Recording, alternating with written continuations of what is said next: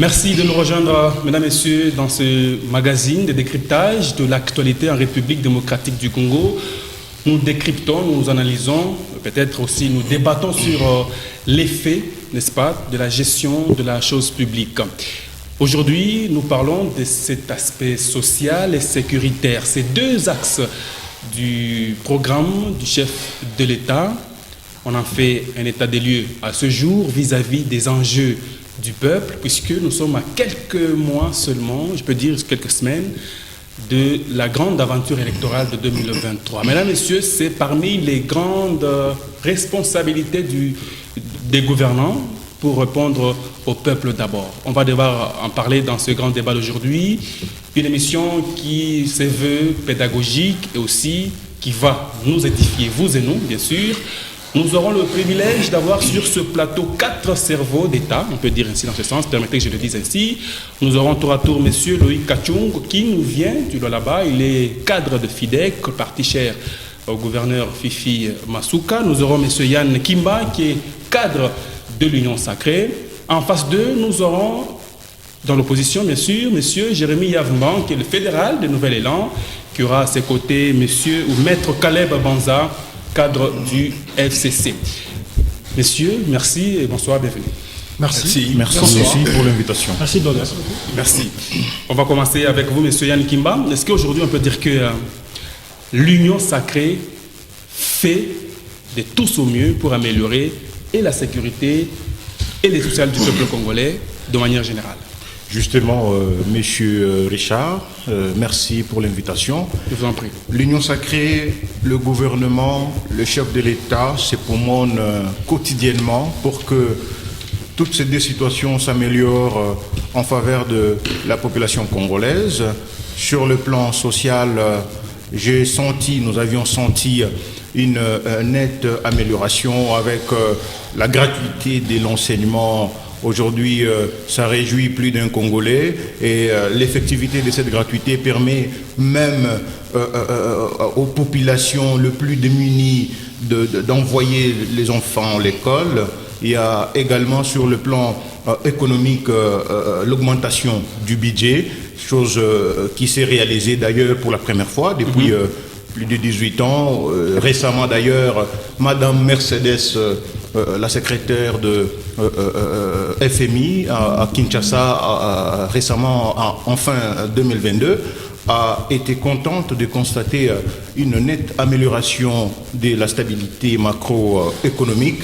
Ce sont des prouesses qu'il faut saluer et je crois qu'en tant que lettré intellectuel et congolais, je ne peux qu'être fier de la République démocratique du Congo, mon pays, et surtout d'encourager le gouvernement à emboîter le même pas pour que la situation sociale tous les jours de la population congolaise s'améliore. Et sur le plan politique, nous avions senti la bonne volonté et la détermination avec laquelle le chef de l'État a entrepris les démarches qui ont abouti à retrouver notre carnet d'adresses sur le plan international. Vous savez, aujourd'hui, la RDC est désormais dans les concerts de grandes nations et la République démocratique du Congo est désormais crédible.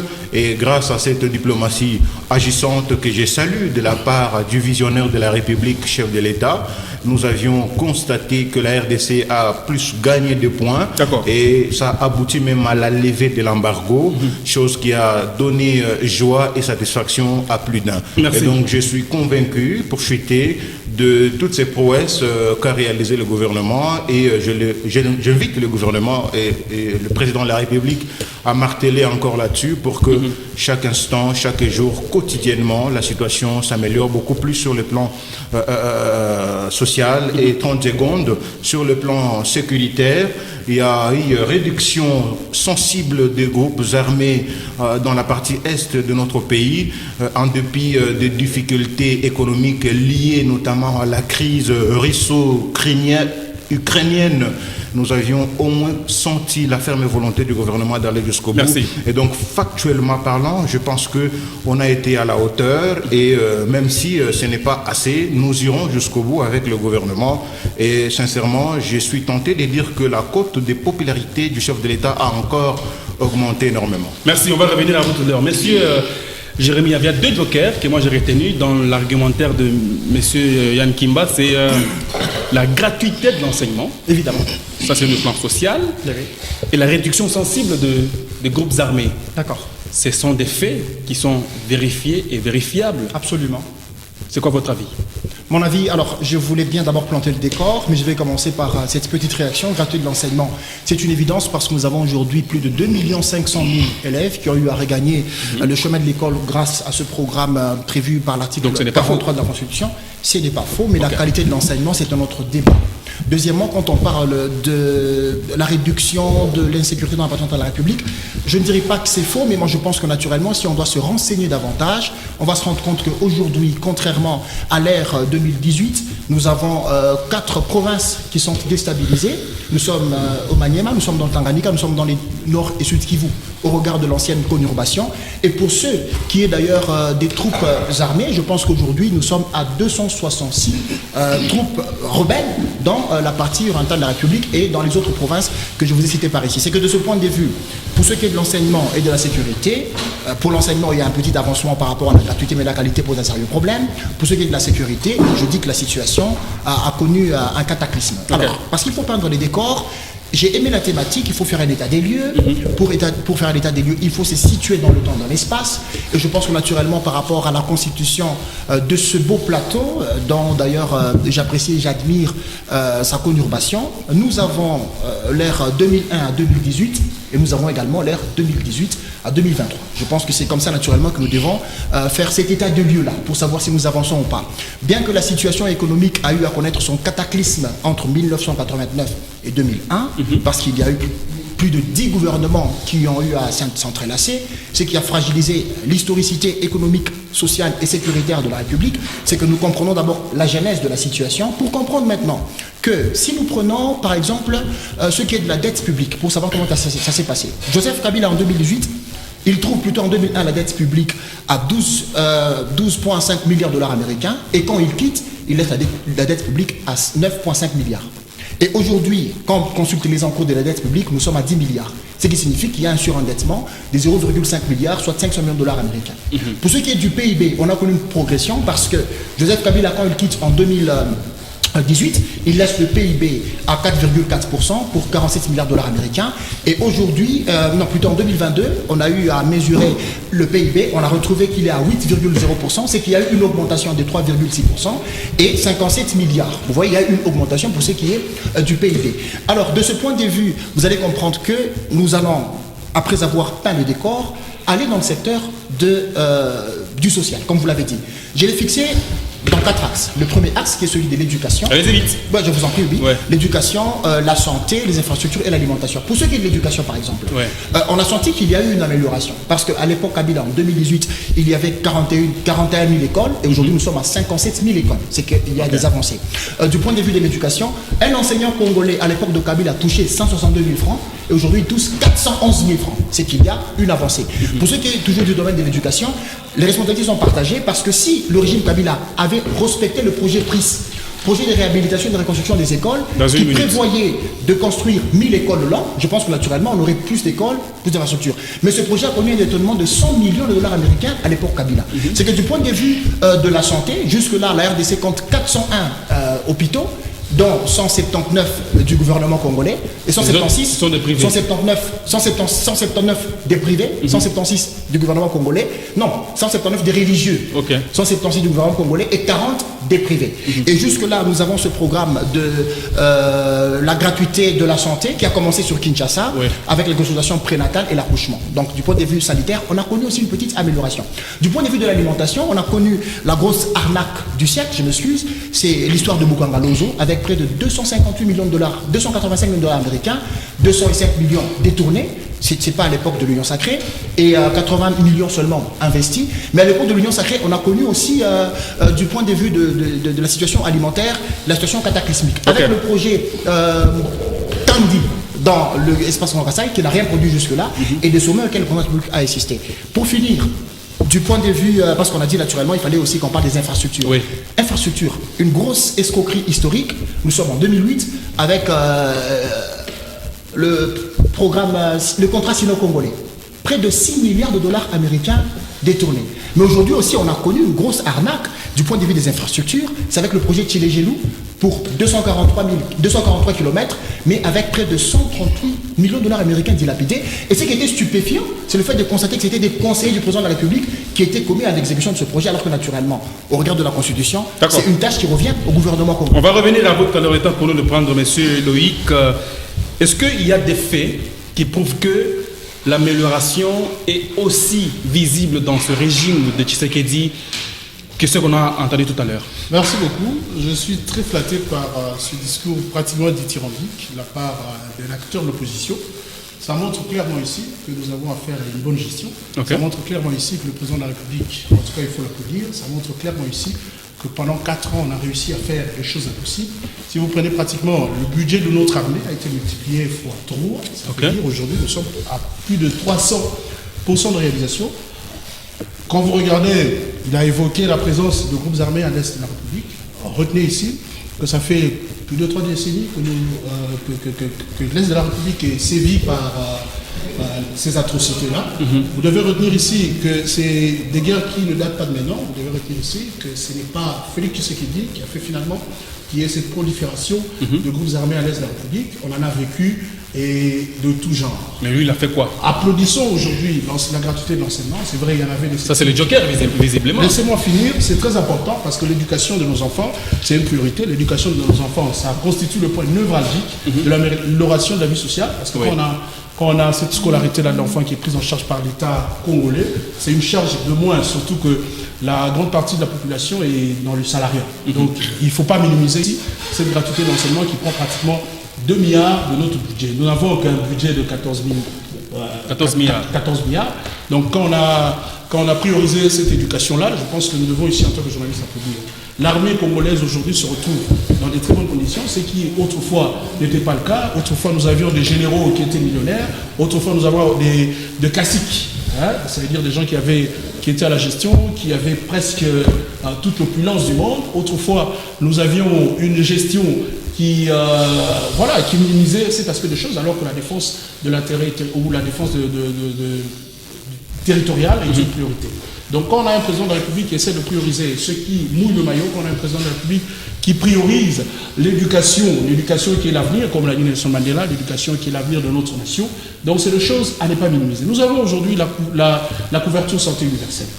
Les accouchements, non, c'est quelque chose qui va s'étendre à l'horizon 2024. Ça va être disséminé à travers l'arrière-pays. Donc, vous comprenez ici que le président de la République a essayé de toucher des domaines ou des secteurs clés, de choses qui touchent directement le Congolais quand on a les naissances. Et puis, retenez que la démographie de la République démocratique du Congo s'accroît de manière vertigineuse. C'est qu'il y a des naissances à toutes les heures, il y a des naissances à toutes les minutes. Et s'il y a cette prise en charge-là, c'est aussi une manière d'alléger un peu. C'est aussi une manière. Et puis, il faut retenir aussi que la couverture santé universelle, ce n'est pas simplement pour la maternité, mais c'est aussi pour tout le monde. Parce qu'aujourd'hui, nous avons des maladies qui ruinent pratiquement les Congolais. Nous avons des maladies qui sont réservées presque quand on atteint la vieillesse. Mais quand on est pris en charge dans ça, on permet à ce Congolais-là de garder sa caisse d'épargne, on permet à ce Congolais-là de souffler par rapport à ça. C'est parce que peut-être vous n'avez pas été dans des familles où il y avait un père qui souffrait d'une maladie compliqué, ça veut dire qu'il était pratiquement en train de dépouiller économiquement la famille. Donc cette prise en charge-là, c'est le chose qu'il faut féliciter. Quand on est dans l'opposition, ça nous revient aussi ici. D'ailleurs, j'ai apprécié, voilà pourquoi j'ai dit qu'il se faisait passer pratiquement pour un laudateur. Mais je comprends tout simplement que l'incidence de notre gestion, je comprends tout simplement que l'impact que nous avons aujourd'hui par rapport à notre gestion, même l'opposition, finalement, même la plus radicale, a compris qu'il y avait cette différence-là dans la gestion, qu'il y avait cette différence-là dans le faveur qui reviennent aux souverains et au peuple souverain. Donc, merci. Maître Caleb, est-ce que vous aussi, vous avez compris que les faits restent sacrés, et ils sont sacrés? Le président de la République, sur le plan social, s'est beaucoup plus investi dans l'amélioration de l'homme congolais, ça veut dire l'éducation et la naissance, et ainsi de suite, ce qui auront des impacts peut-être après des années. Oui, lorsque vous parlez de la naissance, il s'agit d'une histoire de cette semaine, je crois. Et lorsque vous parlez de l'éducation, je reviens sur la question que vous avez adressée à mon ami de l'Union Sacrée, M. Kimba, pour lui poser la question de savoir est-ce que l'Union Sacrée était en train de faire de son mieux. Oui, l'Union Sacrée fait de son mieux. Mais malheureusement, elle fait de son mieux sans réussir. On parle ici d'une gratuité de l'enseignement. Je reconnais qu'il y a une gratuité de l'enseignement. Je reconnais qu'il y a des avancées puisqu'il y a certains élèves congolais qui sont aujourd'hui inscrits.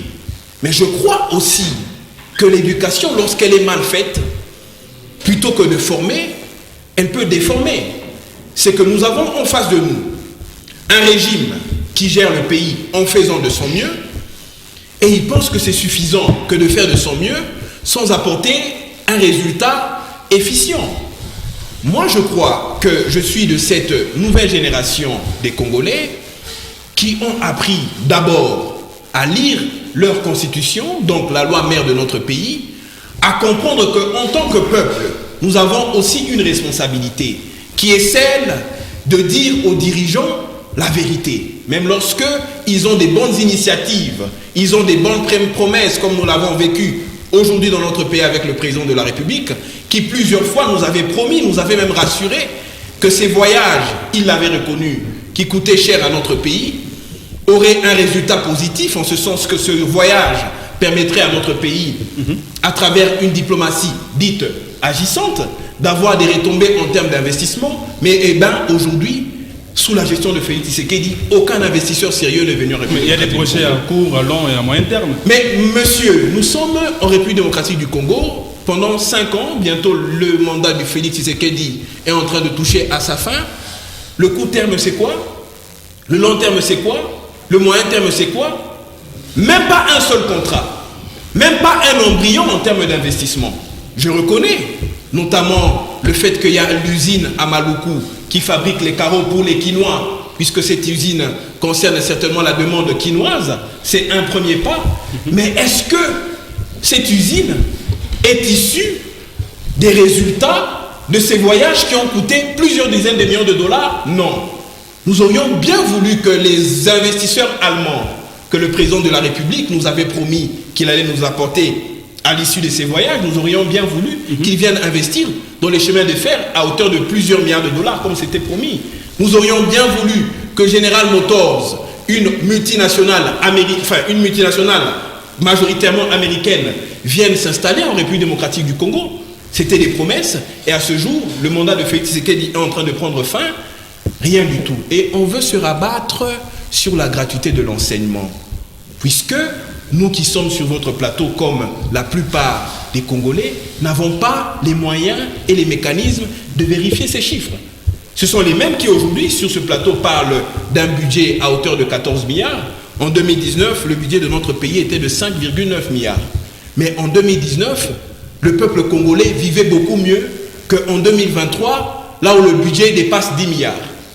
C'est inimaginable que de constater qu'en 2019, la dette publique de notre pays était de 5 milliards, mais aujourd'hui, malgré le budget qui semble important, la dette publique est de près de 10 milliards de dollars américains. C'est que nous sommes ici, au fait, en face d'un régime qui a certes la volonté de bien faire les choses, mais il faudrait que nous ayons le courage de dire à ceux qui nous dirigent que vous avez certes eu la bonne volonté, mais malheureusement, sur le plan social, sur le plan de la sécurité, bien même quand on nous dit que notre armée a un budget important aujourd'hui, mais ce budget profite à qui? Puisque le militaire continue à être maltraité. Le militaire n'a pas un salaire digne dans un pays où on préfère multiplier par 3 le salaire d'un député pour qu'il passe de 7 000 $ à 21 000 $, mais le militaire qui se bat pour sécuriser ce pays, ce territoire national, on le paye très mal. Moi, je crois que c'est contradictoire que de parler d'une chose et de son contraire. Et moi, je crois que lorsqu'on dit que la République démocratique du Congo était isolée avant l'avènement de Félix Tshisekedi, c'est faux. Puisque nous étions... C'est fou, Dieu sait que la veille isolée. Mais c'est une... On a même fermé la maison Schengen. Mais monsieur Moulumba Richard, c'est une affabulation, puisque Joseph Kabila, lorsqu'il est en 2018 au siège des Nations Unies à New York, mais c'est parce que nous n'étions pas isolés. Lorsque Joseph Kabila s'adresse à ses homologues de la SADC pour leur dire qu'il ne leur dit pas au revoir, mais il leur dit à bientôt, c'était au sein d'une communauté d'États africains. Nous n'étions pas isolés. Mais aujourd'hui, eux nous ont emmené le AC. qui sont les premiers à critiquer, pour recourir à la SADC à laquelle nous avions adhéré. Ils se sont peut-être frottés les mains puisque Félix Tshisekedi était président de l'Union africaine de manière rotative, mais quel impact cette diplomatie on va revenir à vous tout à l'heure. a apporté à la situation politique, sociale et économique de notre pays? Rien du tout. Alors, monsieur Yann Kimba, vous savez que la volonté ne suffit jamais dans la vie, parce qu'il y a cette maman qui nous regarde, qui se dit que j'ai du mal à nourrir mes enfants chaque jour, puisque son panier devient de plus en plus vide davantage. Merci encore, cher Richard, pour cet honneur.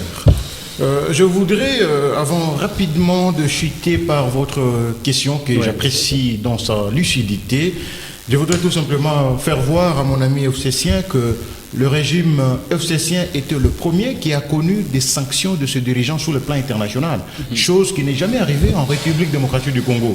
Et donc, aujourd'hui, nier le fait que la RDC dans son ensemble a été isolée, ça relève de la mauvaise foi et ce ne sont pas des affabulations, ce sont des actes concrets que nous avions tous ensemble palpés. Nous avions assisté à un gouvernement sanctionné presque en majorité sur le plan international. Mais c'est faux. C'est à peine que certains autres caciques du régime FCCien ont connu une délivrance sur le plan international. Et donc, je voudrais tout simplement, tout simplement saluer cette ouverture d'esprit de la part du président de la République qui a compris que pour emboîter le pas de pays émergents et pour faire mieux, il faudrait au préalable que nous nous retrouvions encore une fois de plus dans le concert des nations. Chose faite, et j'en félicite, et je crois que ça ne relève pas d'une honte de ma part de féliciter de telles initiatives de la part du chef de l'État qui a compris que la RDC était isolée et qu'il avait le devoir absolu de donner l'ouverture à la République et de soigner ses relations internationales. À ma question maintenant. Alors, concernant votre question sur la situation sociale de notre pays, le quotidien de ce Congolais-là qui vous regarde. Il est évident que c'est vrai, aujourd'hui, certains détracteurs de la République voudraient voir le gouvernement du président de la République faire tout en un clin d'œil. Ça, c'est inadmissible parce que nous avions passé 18 ans et nous avions fustigé certains aspects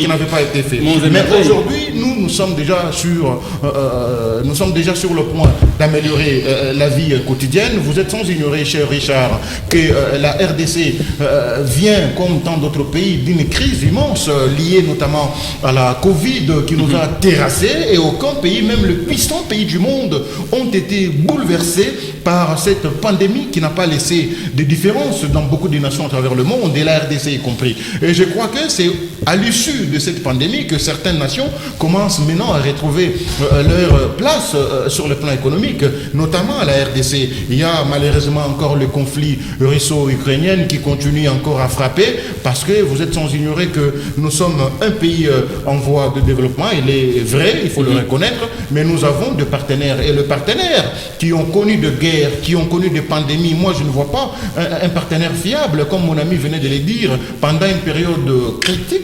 catastrophique, venir investir dans un autre pays alors que les vols étaient interdits, le voyage était interdit. Par quelle magie les gens pouvaient venir de sitôt et investir dans notre République? Je crois qu'on reste lucide dans nos analyses, mais maintenant là, j'apprécie d'ailleurs la présence comme il a fait allusion à un investisseur sérieux qui n'est jamais venu sur le sol congolais. Oui, mais je le confirme aussi qu'aucun investisseur sérieux qu'on a trouvé sur le sol congolais est parti après l'arrivée du président de la République démocratique du Congo. Et donc, j'estime qu'il n'y a pas eu d'investisseurs sérieux, je le concède, mais il n'y a pas eu non plus le départ des investisseurs sérieux qui étaient avant Félix Tshisekedi. Et d'ailleurs, Félix Tshisekedi, quand il est arrivé au pouvoir, il est le premier à améliorer la situation des affaires gagnant-gagnant, notamment les contrats sino-congolais. Grâce au déplacement du président de la République en Chine, ils ont tablé sur la situation, et je suis convaincu que voilà, les conclusions ont été favorables. Et donc c'est entre autres les innovations qu'il faut sincèrement, en tant que compatriote, saluer. Et j'encourage, moi je suis toujours là pour encourager le gouvernement à œuvrer pour l'intérêt général de la République. Et heureusement que le chef de l'État a compris cet aspect des choses et il continue à se battre. Les investisseurs, nous en aurons, et nous espérons que... Oui, mais quand Mais écoutez, un investisseur, c'est... Le mandat n'est que de 5 ans. Un investisseur... Et d'ailleurs, le premier, il est finissant. Un investisseur, il doit venir au préalable lorsque le climat des affaires est bien balisé. Okay. Et avec ce que nous avions connu dans l'état passé, avec ce que nous avions connu dans l'état passé, chez Richard, où presque les affaires, les grandes affaires économiques étaient presque liées au classique FCCien, et aujourd'hui, le gouvernement a cette lourde responsabilité de transformer cette situation pour qu'elle soit bénéfique à la République démocratique du Congo. Vous avez vu même avec l'augmentation du budget, et donc c'était déjà un signal fort pour un gouvernement qui, à peine 5 ans, est en train de réaliser toutes ces prouesses, choses que nous avions, vous et nous, déplorées lors du régime FCCien de 18 ans. Pour citer, concernant la situation de la maman ou du papa qui nous regarde à partir de leurs petits écrans, nous leur disons clairement que le gouvernement ne se lasse jamais pour que la situation s'améliore, et c'est le devoir strict, et moi je veille à ce que le gouvernement chaque jour continue à œuvrer de manière en sorte que on va revenir à vous. Le social s'améliore et que la population la plus démunie trouve sa part. Merci. Et que la RDC puisse infiniment émerger selon le vœu de tous les Congolais. Monsieur Jérémy, à vous.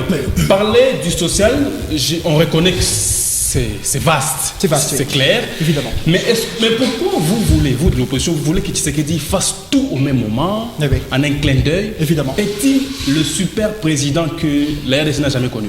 Non, merci de poser la question. Raison pour laquelle nous avons opté pour l'opposition lucide. Raison pour laquelle nous avons opté pour l'opposition qui a de la sagacité, qui a de la dextérité dans son analyse. Ouais. Parce que premièrement, il est difficile son plan Marshall qu'un chef d'État puisse solutionner tous les problèmes de la République pendant 5 ou 10 ans. C'est impossible. Ouais. Le plan Marshall le plus court est assis sur une période de 20 ou 30 ans. Ce qui signifie que attendre que le président de la République fasse tout en 5 ans, ou fustiger le président de la République parce qu'il n'a rien fait en 5 ans, je m'excuse, ça signifie que vous êtes un citoyen lambda qui ne comprend peut-être pas les évidences économiques pour créer de l'incidence sur la vie sociale. Par cette émission, c'est veut pédagogique, mais ce n'est pas pour autant que l'on va devoir ponce-pilater ou angéliser le président de la République. Non, nous devons être en mesure de faire des analyses aussi honnêtes, aussi chiffrées, parce que les faits sont sacrés, pour prouver à la face du monde ou auprès des téléspectateurs qui nous suivent qu'est-ce qui ne marche pas et qu'est-ce qu'il faut faire pour que la situation avance. Allez-y. Alors, du point de vue social, il y a eu quand même une amélioration. Pourquoi? Parce que un Congolais aujourd'hui vit avec $160 comme revenu annuel.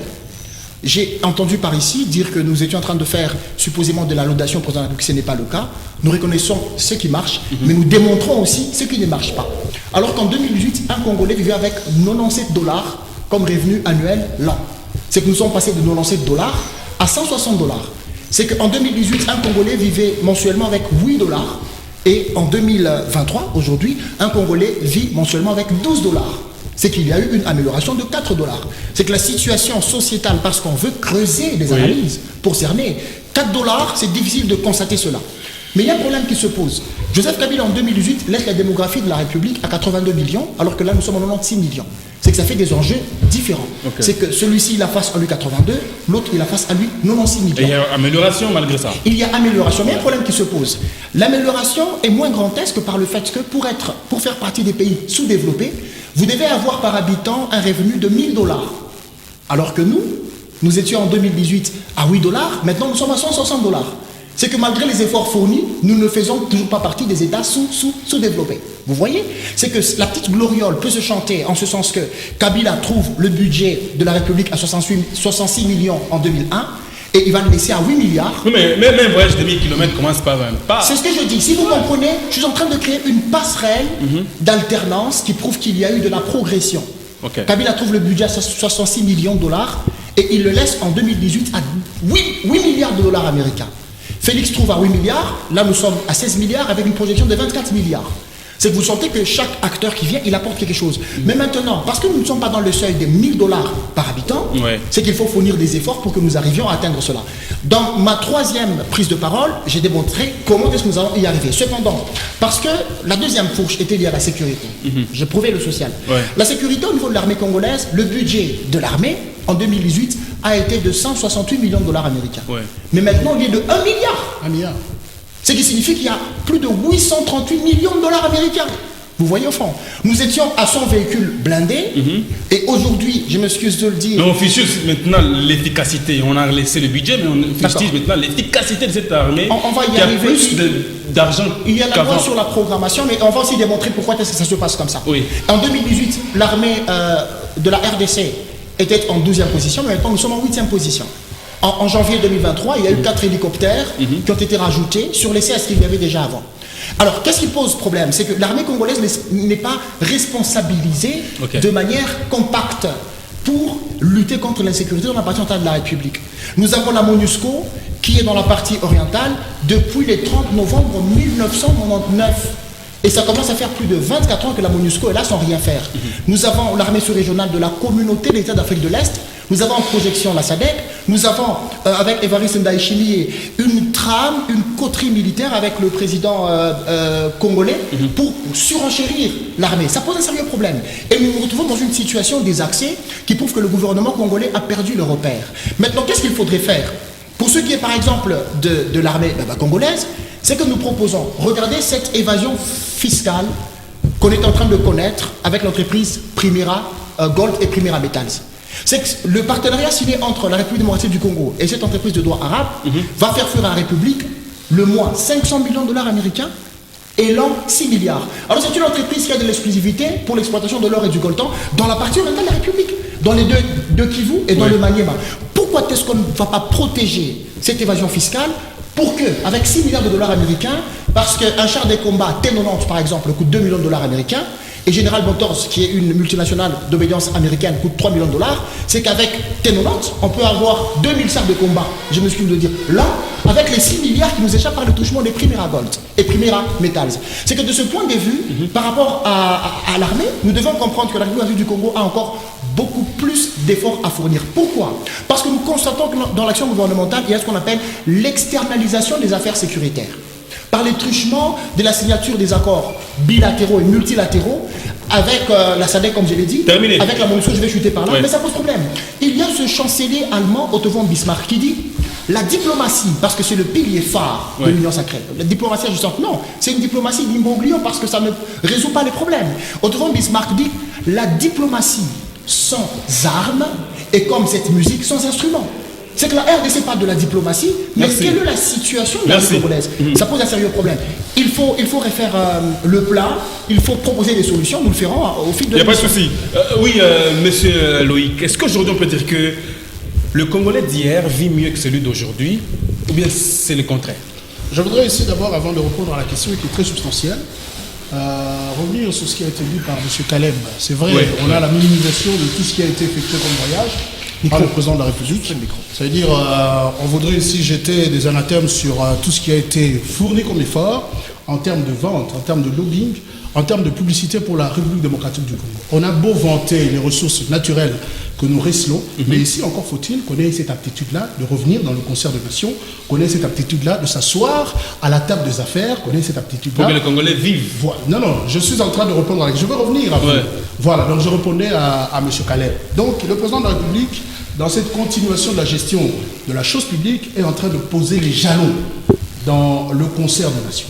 Aujourd'hui, la République démocratique du Congo, sur le chiquier international, comme on le dit, a un autre visage. On a compris finalement qu'il existait un pays en Afrique centrale qui regorgeait plusieurs richesses et qu'il y a la possibilité de venir et d'investir là-bas. Alors maintenant, pour revenir à votre question, on l'a dit ici d'ailleurs à plusieurs reprises. D'ailleurs, M. Jérémy a cette vocation-là de retenir le chiffre et je pense qu'il a essayé de faire son parallélisme et vous comprenez plus que moi-même qu'il y a eu des avancées significatives. Aujourd'hui, quand on touche l'enseignement, par exemple, l'enveloppe salariale qui a été, aujourd'hui on est à pratiquement 204%, comparé aux anciennes années, je pense ici qu'on touche à cet enseignant congolais, on a touché à son social. Ça veut dire... Et les parents. Voilà, on a touché aux parents. Aujourd'hui, quand on touche à l'armée, certes, on peut beau être militaire, mais on est la population congolaise. C'est quand on essaie de revoir le traitement d'un militaire, parce que c'est la population congolaise qui est touchée. Aujourd'hui, M. Richard Moulumba, vous n'êtes pas sans savoir qu'il y a 100 000 agents qui étaient, c'est vrai, on a baptisé, c'était une fierté autrefois, quand on vous appelle nouvelle unité, ça faisait de la joie, mais ici, écoutez, c'était beaucoup de choses. C'était de la souffrance au quotidien. Mais retenez que dans les 100 millions qui étaient autrefois considérés comme nouvelle unitaire, on pensait que c'était des éloges qu'on vous faisait, mais c'était que vous êtes dans la fonction publique, vous n'avez aucun traitement, c'était que vous êtes dans la fonction publique, vous n'avez pas de salaire, c'était que vous êtes dans la fonction publique, vous n'avez pas de prime, c'était que vous êtes dans la fonction publique, on vous dit vous allez vivre avec de la coopération. C'est vrai, aujourd'hui on a angélisé le terme qu'il apprécie, on a angélisé la coopération au sein de la fonction publique. Mais écoutez, ces nouvelles unités aujourd'hui ont reçu ces traitements-là. Ces 100 millions, c'est la population congolaise. 100 000. C'est 100 000. C'est des familles congolaises qui sont touchées. Et c'est donc le social de Congolais. Aujourd'hui, on va y revenir parce que c'est très important. La couverture santé universelle, c'est le social de Congolais. C'est le budget de la famille qui est sauvé. Donc il me semble ici que quand nous essayons de minimiser tous les efforts qui sont fournis par ce gouvernement, ce n'est pas intéressant. Donc je peux conclure ici, à mon sens, que la vie sociale de ce Congolais-là, comparée en tout cas à plusieurs égards, à autrefois, il y a eu des avancées et des avancées significatives. Alors, est-ce qu'on peut dire, avant de passer la parole, le premier mandat de Tshisekedi, c'était un mandat juste de pause? Il fallait de la refondation.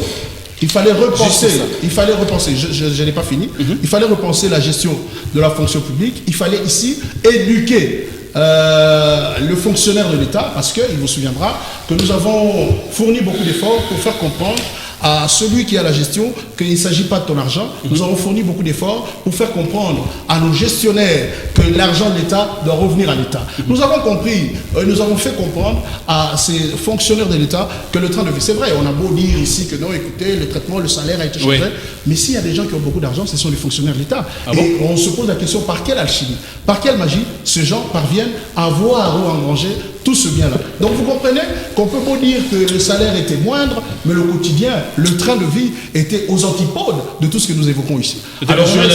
C'était le jour et la nuit. Merci. Aujourd'hui, vous pouvez trouver, laissez-moi finir, aujourd'hui, vous pouvez trouver, ça veut dire autrefois, surtout du temps de la Kabylie, vous pouvez trouver un ministre qui a des gratte-ciel à Kinshasa, vous pouvez trouver un ministre qui a de comptes garnis, et vous vous posez la question, c'est par quelle métaphysique, c'est par quelle alchimie, et c'était que la Kabylie qui pouvait en tout cas nous fournir des explications par rapport à ce paradoxe-là dans leur train de vie.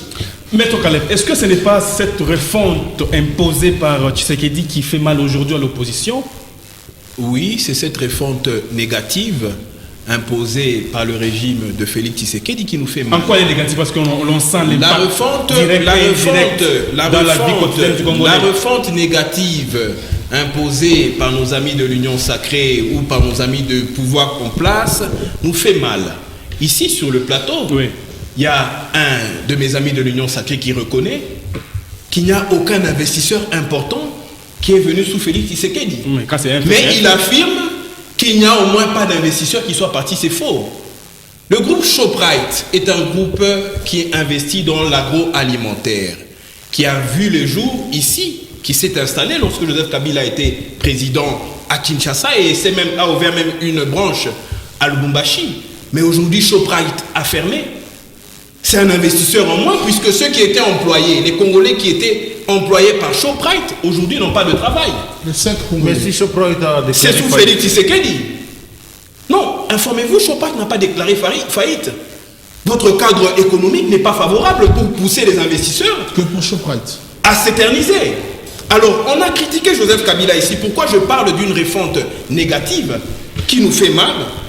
C'est parce que Joseph Kabila, en 2008, Sicomine vient investir en RDC. TFM en 2009. MMG en 2012. Ce sont des Australiens. Kibali Gold Mining en 2013. Kamoa en 2015. Là, je vous parle des industries importantes, multinationales, qui sont les grands contributeurs de notre budget. Mais par quel mécanisme nos amis de l'Union sacrée ou nos amis qui soutiennent le président Tshisekedi peuvent venir nous affirmer qu'il y a un budget de 16 milliards alors que les contributeurs importants ne se sont pas rajoutés? 14 milliards. On parle même de 14 milliards. Je crois que c'est une affabulation puisque dans le vécu quotidien, ça ne se sont pas. Mais les stratégies, peut-être qu'on a changé les stratégies. Moi, je crois que les stratégies propagandistes démontrés par l'UDPS depuis la nuit des temps, ce sont les mêmes qu'on a emmenés à la tête du pays. On nous fait croire que le budget est de 16 milliards, alors que dans le vécu quotidien, c'est faux, et tout le monde le constate. Comment pouvez-vous passer de 5 milliards de dollars en termes de budget à 14 milliards, pratiquement le triple, mais que la condition sociale du peuple congolais se dégrade? C'est dans ce pays où nous achetions nos unités à moins de 2000 francs. Mais aujourd'hui, en 2023, les unités coûtent 3000 francs congolais. C'est un massacre. Le pain coûtait 100 francs pour un pistolet. Aujourd'hui, qui peut acheter un pistolet à 100 francs? Les étudiants meurent de faim. Ne fût-ce qu'un œuf qui coûtait 100 francs hier, aujourd'hui l'œuf revient à 400 francs congolais. Et vous voulez nous parler des avancées en termes d'économie? Moi, je crois qu'il faudrait que nous ayons les nerfs solides, et le peuple congolais doit savoir dire la vérité. Pourquoi je dis que Joseph Kabila a posé les jalons d'un développement que malheureusement nos amis qui sont au pouvoir viennent de renverser, puisque leur refonte, elle n'est pas positive, et c'est ce qui nous fait mal, puisque leur refonte est négative. Congo Airways voit le jour en 2015, après que Transco ait été créé en 2013. Transco, c'est une société publique de transport. Lorsque Congo Airways voit le jour, Congo Airways avait plus de 2 avions, un peu plus de 4 avions. Mais aujourd'hui, Congo Airways n'avait plus qu'un seul avion qui doit être mis en entretien. Et donc la compagnie nationale congolaise d'aviation n'aura plus d'avion. Nous serons obligés, comme c'est de coutume auprès de nos amis de l'Union sacrée, nous nous sentirons obligés de sous-traiter le transport aérien auprès des pays voisins, de la même manière qu'on a sous-traité la sécurité nationale auprès de l'Ouganda, qui est d'ailleurs un pays cité par des rapports de l'ONU comme des pays qui financent des groupes armés. Moi, je crois que la question de souveraineté est une question de dignité. J'aime le président de la République en tant qu'individu, mais le président de la République est avant tout, avec son statut de président de la République, il est une institution. Et en tant qu'institution, il a des devoirs, notamment s'assurer à ce que la population congolaise vive le bonheur. Mais est-ce que le Congo vit le bonheur aujourd'hui? La réponse est simple. Les Congolais sont en train de souffrir. C'est qui est le responsable? Mais c'est le chef. L'article 69 de la Constitution de mon pays dit que le chef de l'État est le président de la République. Il est le premier responsable. Je reconnais qu'il y a eu des bonnes volontés, notamment à travers le programme 100 jours, qui malheureusement s'est soldé par un échec et des détournements. Et ceux qui avaient été condamnés aujourd'hui sont nommés à des postes importants de responsabilité. Moi, je crois que c'est un mépris pour la population. Je n'en disconviens pas. On ne mélange pas. De l'on dit quand même pas dans un pays là où nous avons le garant de la nation qui existe. C'est vrai que la justice a fait son travail, mais elle n'a pas fait un travail complet, puisque les millions de dollars qui ont été détournés pour le programme 100 jours n'ont jamais été retracés, et ce sont les mêmes individus qui sont nommés à des postes importants. Comme pour dire ici, en ce qui est du contexte social et sécuritaire, on parle des chiffres, on parle des milliards. Mais ces milliards, nous ne les voyons pas dans notre vécu quotidien. Lorsque un pays a un budget qui passe de 5 milliards à 14 milliards ou 16 milliards, dans le vécu quotidien, nous devions le vivre, même en termes d'infrastructure. Ce qui n'est pas le cas. Je reviens sur la question sécuritaire, puisqu'on nous dit que l'armée a un budget qui est passé de moins de 200 millions de dollars à près de 1000 millions de dollars ou 1 milliard. Oui. Mais une armée comme celle-là, lorsqu'elle avait moins de 200 millions de dollars, en 2013, a mis fin au 1,23. Mais c'est cette même armée, avec un budget important, qui se sont obligés de plaider auprès des pays voisins pour qu'eux viennent nous sécuriser. Est-ce que c'est cohérent? Non, ce n'est pas cohérent. Et ça, la jeunesse congolaise n'est pas dupe, et elle refuse de cautionner de telles manipulations d'informations. Parce que nous aurions bien voulu, nous avons étudié justement pour apporter nos analyses critiques, nous aurions bien voulu que ce chiffre important que l'on nous balance sur le visage rencontre la réalité. Et la réalité est que notre armée, visiblement, est incapable d'assurer la sécurité de notre territoire national, et ça nous révolte, ça nous fait mal, et c'est pour ça, pour finir simplement à votre question, pour dire que nous avons mal puisque la refonte que nos amis de l'Union sacrée ont apportée Ouais. n'est pas positive, mais c'est plutôt malheureusement une refonte négative. On a parlé tout à l'heure de l'incohérence, M. Yann Kimba. Vous avez dit tout à l'heure qu'on a amélioré, il y a amélioration du cadre macroéconomique en RDC, mais le résultat sur le terrain devrait être ressenti dans le pouvoir d'achat. Tout à l'heure, Maître Caleb a évoqué un simple exemple, c'est les unités, de 2000 à 3000 aujourd'hui. Sans compter la taxe RAM, où vous avez escroqué au peuple congolais Dites-nous pratiquement. cette incohérence-là vécue sur le plan social et économique. C'est une réflexion. Si bien sûr il y a une incohérence. C'est une pensée à la manière FCCN. Je concède à M. Caleb Banza.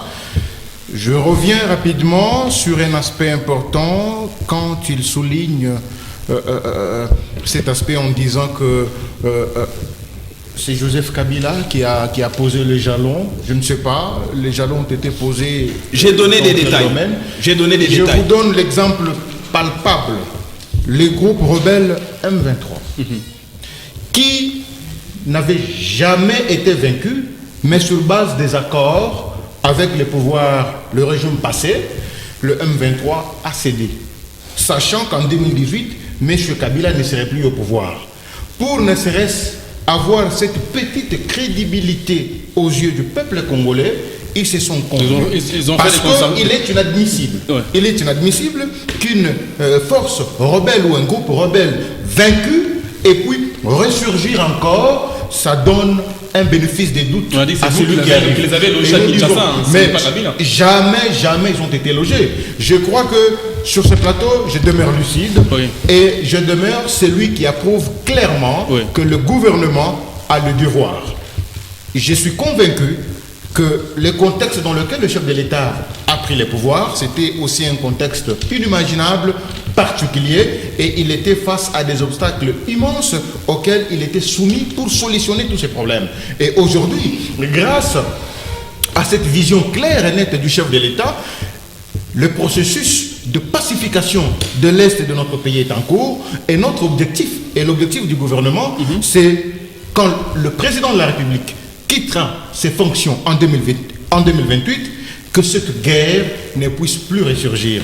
Je salue la dextérité avec laquelle le gouvernement avait pris les choses en main, Ok. en réduisant sensiblement les groupes armés, parce que avec Joseph Kabila à la tête de ce pays, avec son régime, nous avions compté plus de 25 groupes armés dans la partie est de notre pays. Et aujourd'hui, nous n'avons qu'à peine 4 groupes armés qui surgissent, et nous pensons déjà que avec l'appui de partenaires Non, pas fiables, pas 4 groupes, c'est 266.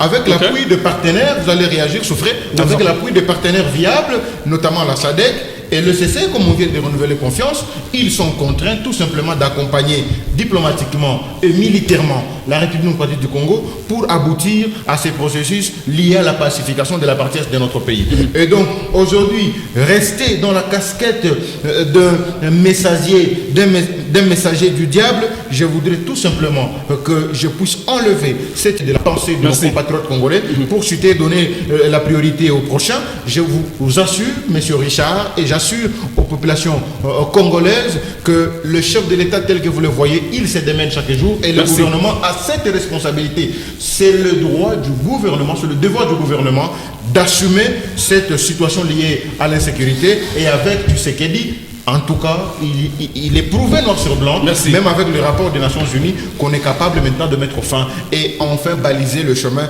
sur celui qui viendra en 2028. Monsieur Yav, est-ce que Tshisekedi est la solution pour cette RDC? Non, moi je pense que ce qui est la solution, c'est un plan Marshall clair. Ce qui est la solution, c'est une offre politique claire.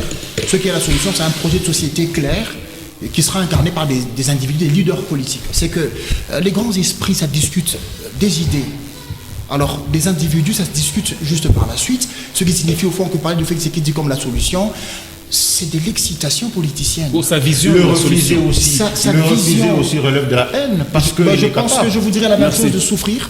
Donc, ce qui signifie aussi qu'il n'y a pas moyen que nous puissions être dans la laudation des individus. Cependant, parce que Tshisekedi ne nous présente pas un projet de société aussi clair. Parce que l'Union sacrée, c'est quoi? C'est du vide, c'est un vent. Jusqu'à ce qu'elle a été métamorphosée par une arnaque historiquement outrancière, Ça part d'une vision salutaire pour l'intérêt général à une plateforme Pour politique quelqu'un qui venait à électoraliste. peine de reconnaître le mérite. Hein. Je réitère, souffrez. C'est de Merci. la Pas que paradoxalité, la transcendance politique. Vous allez penser que je vous donne raison, mais par la suite, vous allez regretter. Alors, ce qui signifie, j'ai écouté une question aussi décevante par ici, mais c'est quoi cette incohérence? Pourquoi est-ce qu'on parle des chiffres alors que sur le terrain, on ne sait absolument rien? C'est que probablement, nous devons savoir que pour que la République fasse partie des États développés, nous devons avoir un budget d'au moins 900 milliards de dollars américains. Nous étions en 66 millions en 2001. 2018, nous étions en 8 milliards. Aujourd'hui, nous sommes à 16 milliards. Projection 24 milliards. C'est que nous y allons crescendo. Autrement, comment est-ce que nous allons devoir palper de 8 à 16 milliards? C'est quoi le problème? C'est qu'il y avait une fraude et une évasion fiscale vaste. Là, les conseillers du président de la République disaient que la République était en train de laisser fuir près de 20 milliards de dollars américains l'an. Alors, ce qui signifie que si on commence à récupérer en recettes, parce que la loi financière, qui est le budget, quand elle connaît sa votation, il faut savoir comment est-ce qu'on va devoir récupérer tout ce qui fouillait à la poche étatique. Et cela a été fait par le truchement de la bancarisation. D'ailleurs, Adolphe Mouzito en est pionnier, M. Matata Ponolo-Aranchéry, par le truchement de l'IGF, on a connu quand même aussi un agrandissement de la situation. Alors, ça pose problème par rapport au taux d'échange, parce que les réserves que nous avons, d'ailleurs pour précision, Joseph Kabila, quand il quitte, il laisse les réserves de 900 millions de dollars américains, mais quand aujourd'hui les encours des réserves sont à 4,6 milliards de dollars. Mais maintenant, on ne palpe pas l'incidence. Pourquoi? Parce qu'avec les réserves, lorsque vous avez un solde de la balance commerciale qui est déficitaire, par le fait que nous avons une économie extravertie, c'est que nous importons plus et nous exportons peu. Pour que la population puisse palper du doigt les effets, il faut qu'on prenne les 4 milliards, dans les 4 milliards de réserves, peut-être même 50%, pour investir, créer des entreprises qui vont devoir créer de l'emploi. Et la création de l'emploi va devoir remonter le pouvoir d'achat. Quand on remonte le pouvoir d'achat, cela va concourir à la valorisation de la monnaie locale. C'est qu'aussi longtemps que la République démocratique du Congo n'a pas d'entreprise qui produise, il sera difficile au peuple congolais de palper de doigt les retombées. Alors qu'est-ce qu'il s'est passé? J'ai écouté un co-débatteur qui a dit à l'époque de Kabila, on avait plus d'investisseurs, mais maintenant il n'y en a pas. D'ailleurs, mon co-débatteur Caleb Aranchéry, avec des investisseurs qui sont en train de partir. On ne va pas aller dans la petite politicaillerie, je m'excuse. J'apporte la précision. Pourquoi est-ce qu'on a eu plus d'investisseurs dans la période 2008 à 2018? Parce que le code minier est en train de faire prévaloir les clauses léonines. Ce qui signifie par clause léonine, c'était des dispositions qui faisaient profiter aux investisseurs et qui paupérisaient la population congolaise. Et aujourd'hui, si on doit être honnête, parce que la science nous veut honnête, Joseph Kabila, avant de partir, l'héritage qu'il nous a laissé, c'est la révision du code minier. Il a fait en sorte que ce code minier dorénavant puisse avoir des dispositions qui profitent à la population congolaise. Que lui, malheureusement, n'a pas appliqué. Non, on ne parle pas des individus. Voilà pourquoi. Mais il va les appliquer comment en 2018, puisque c'est en Pourquoi 2018 il a attendu 18 ans pour le faire. Il a Ce qui attendu signifie 18 qu'au ans fond, pour le faire. s'il y a Pourquoi? des investisseurs qui ne sont pas venus dans l'après-2018, c'est parce que les dispositions légales qui sont dans le code minier ne permettent pas de créer un contrat win-win. Je vais chuter par ça. J'ai entendu qu'on a dit qu'avec la Chine, on a un contrat gagnant-gagnant, sinon pour les. On a dit c'est pas le cas. C'est pas le cas.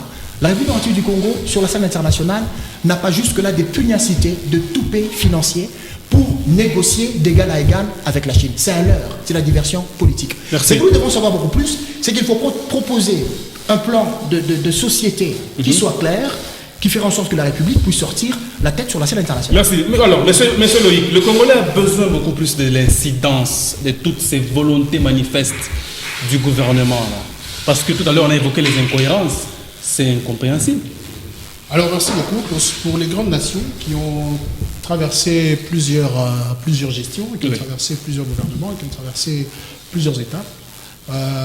Elles vous diront que le changement du social, c'est-à-dire même si aujourd'hui vous allez aux États-Unis, il y en a qui triment, il y en a qui vivent dans des conditions déshumanisantes, il y en a qui traversent des moments difficiles. Ça veut dire ici, peut-être offrir la félicité à la population, il s'agit de ce discours, d'ailleurs un petit discours que possède l'opposition, offrir, ça veut dire tout ce qu'il faut à la population, ou bien assouvir les envies de cette population-là en seulement 4 ans.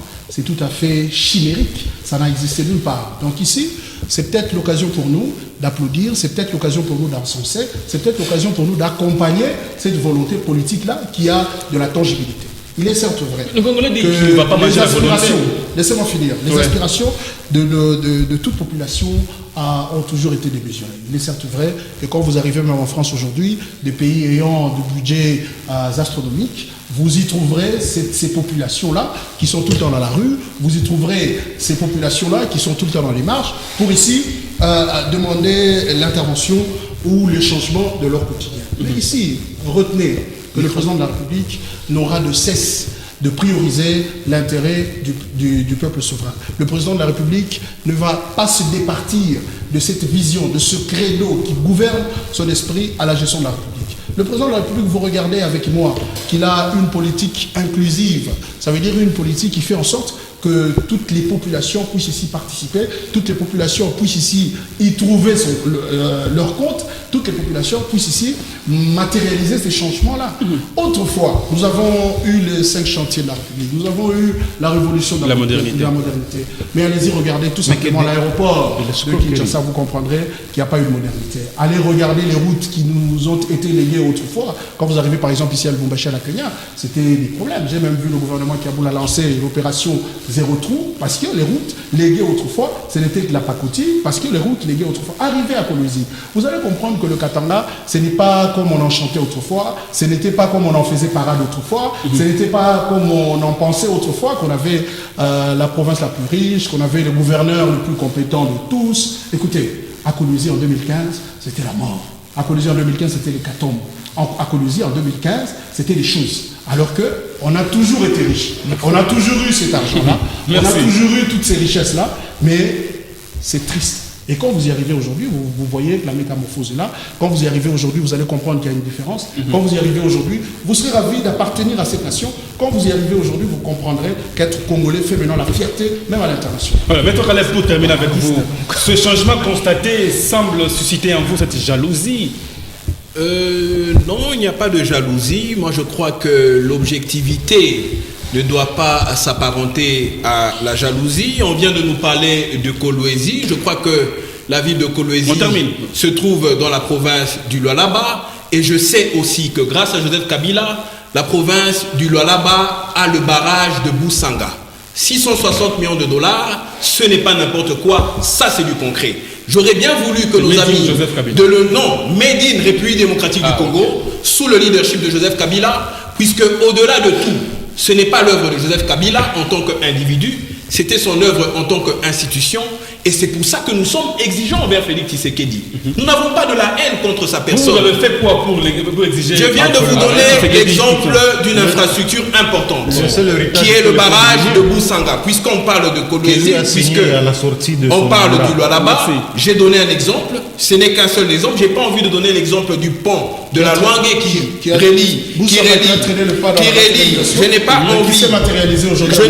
Je n'ai pas Il a fait 18 ans, le Kassai n'avait jamais eu du courant. Mais aujourd'hui, allez au Kassai, vous trouverez du courant. Je n'ai pas envie, de citer le pont de la Luangue qui relie le Kassai avec le Bandundu. C'est que les œuvres existent. Comme vous dites ici que notre ami de l'Union Sacrée nous a dit, s'il vous plaît, on le laisse aussi conclure. Vous avez les je crois que nous devons être élégants. Nous devons être élégants. J'étais en train de dire ici que notre ami de l'Union Sacrée nous a traité du messager du diable. Je sais que le diable est un menteur. Et le messager du diable ne peut être que menteur. Il a le malheur d'être de l'Union Sacrée, mais qui vient contredire le président de la République ici, sur ce plateau, alors que lui-même, Félix Tshisekedi, en tant que première institution de notre pays, a reconnu qu'en 2013, publiquement, il a reconnu à Kinshasa et même en Suisse, à Genève, que le M23 avait été battu par les FARDC. Par haine politique, ils sont incapables de mettre fin à la guerre dans notre pays et il se transforme lui-même en messager du diable, puisque comme son maître, il vient mentir pour essayer d'accorder un bilan à Félix Tshisekedi ou même à l'Union Sacrée qu'il représente. Malheureusement, le peuple n'est pas naïf. Nous sommes conscients que vous avez eu une bonne volonté, mais sur le terrain, vous n'avez rien accompli. Merci, maître. Que des chiffres sans matérialisation et pire encore, vous êtes même venus nous prendre nos unités avec votre histoire de la taxe RAM. Je crois que ça, c'est une malédiction. On vous demande de L'enfer vous attend. L'enfer vous attend. Merci. L'enfer vous attend. S'il vous plaît, on termine l'émission par là. Ce sera la fin malheureusement des grands débats d'aujourd'hui. J'espère bien nous retrouver encore. Nous retrouver prochainement. Voilà. Ce sera par ici que nous allons mettre un terme à ce grand débat. Merci à vous de nous avoir suivis. Merci chers invités. Merci beaucoup.